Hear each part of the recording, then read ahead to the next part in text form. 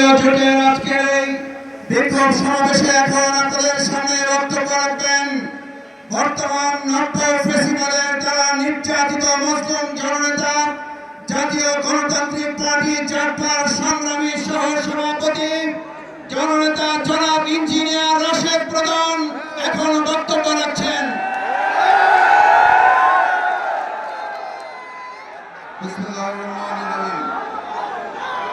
11 দলীয় ঐক্য আয়োজিত আজকের এই বিক্ষোভ সমাবেশের সম্মানিত সভাপতি, সম্মানিত প্রধান অতিথি, মঞ্চে উপবিষ্ট জাতীয় নেতৃবৃন্দ, আমার সামনে উপস্থিত মিডিয়ার ভাইরা এবং বাংলাদেশের মুসলিম জনগণ, সবাইকে জানাই সংগ্রামী সালাম ও শুভেচ্ছা। আসসালামু আলাইকুম।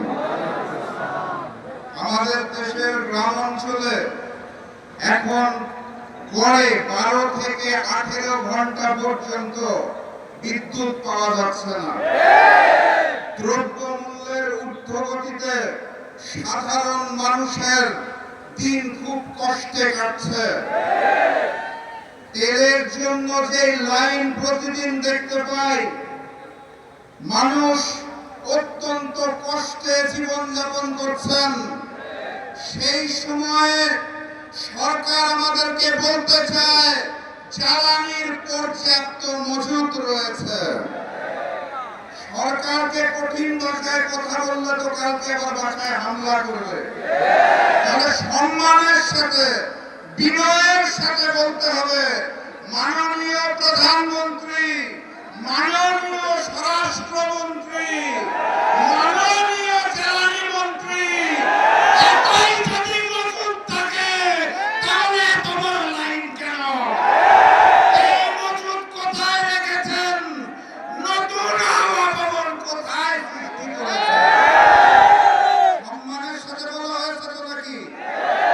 আলহামদুলিল্লাহ। আর আজকের এই সমাবেশ থেকে স্পষ্ট ভাষায় জানিয়ে দিতে চাই, গণভোটের জনরায়ের আলোকে ওই জুলাই সনদ এই বিএনপি সরকার বাস্তবায়ন করবে না। অতএব তাদেরকে বাস্তবায়ন করাতে হবে।